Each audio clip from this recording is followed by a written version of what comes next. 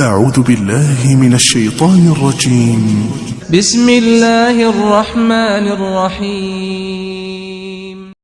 عطا بن ابی رباح نے خبر دی، انہیں صفوان بن یعلی نے کہا کہ ان کے باپ یعلی بن امیہ نے حضرت عمر رضی اللہ عنہ سے کہا کہ کبھی آپ مجھے نبی کریم صلی اللہ علیہ وسلم کو اس حال میں دکھائیے جب آپ پر وحی نازل ہو رہی ہو۔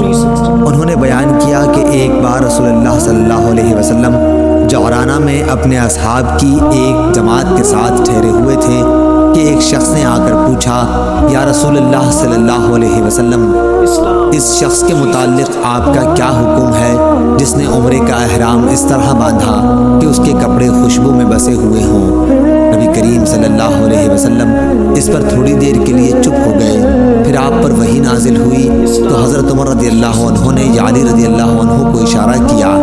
یعلی آئے تو رسول اللہ صلی اللہ علیہ وسلم پر ایک کپڑا تھا جس کے اندر آپ تشریف رکھتے تھے۔ انہوں نے کپڑے کے اندر اپنا سر کیا تو کیا دیکھتے ہیں کہ روح مبارک سرخ ہے اور آپ خراٹے لے رہے ہیں۔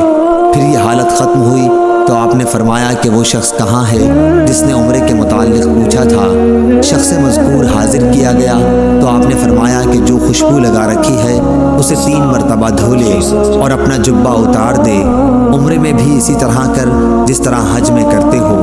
میں نے عطا سے پوچھا کہ کیا حضور صلی اللہ علیہ وسلم کے 3 مرتبہ دھونے کے حکم سے پوری طرح صفائی مراد تھی؟ انہوں نے کہا کہ ہاں۔ صحیح بخاری حدیث نمبر 1536۔